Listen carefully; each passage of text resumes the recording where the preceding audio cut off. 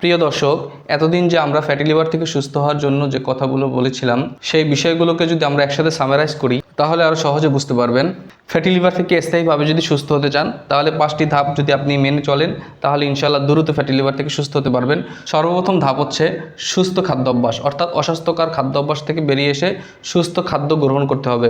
যে খাবারগুলো লিভারের জন্য অস্বাস্থ্যকর সে খাবারগুলোকে আগে বন্ধ করে এরপর আপনি সুস্থ খাদ্যাভ্যাস গ্রহণ করবেন এবং খাদ্যাভ্যাসে শর্করার পরিমাণ কমিয়ে দিয়ে গুড ফ্যাট এবং প্রোটিনের পরিমাণ বাড়িয়ে খেতে হবে এবং পরিমিত খাদ্য গ্রহণ করতে হবে, নয়তো সুস্থ খাবার খেয়েও ফ্যাটি লিভার থেকে ভালো হওয়া যাবে না।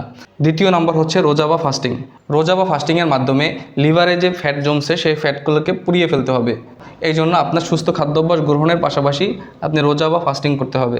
মিনিমাম 16 থেকে 18 ঘন্টা ফাস্টিং করতে হবে। এবং তৃতীয় ধাপ হচ্ছে ব্যায়াম। সুস্থ খাদ্যাভ্যাস, রোজা এবং সাথে সাথে প্রতিনিয়ত নিয়ম মেনে ব্যায়াম করতে হবে। হাই ইন্টেন্সিটি ইন্টারভ্যাল ট্রেনিং এই ধরনের ব্যায়াম করতে হবে। চতুর্থ ধাপ হচ্ছে ঘুম।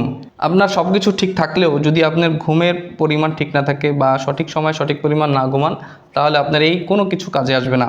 এই জন্য সঠিক পরিমাণে সঠিক সময় ঘুমাতে হবে। সঠিক সময় বলতে রাত 9টা থেকে 10টার মধ্যে ঘুমিয়ে যাবেন এবং সঠিক পরিমাণ বলতে প্রতি দৈনিক 7 থেকে 8 ঘন্টা ঘুমাতে হবে।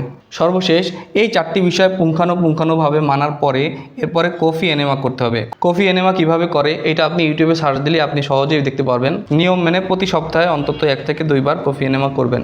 এভাবে যদি আপনি 1 থেকে 2 মাস কন্টিনিউ করতে পারেন তাহলে আপনি ফ্যাটি লিভার থেকে চিরতরে মুক্তি পাবেন ইনশাআল্লাহ।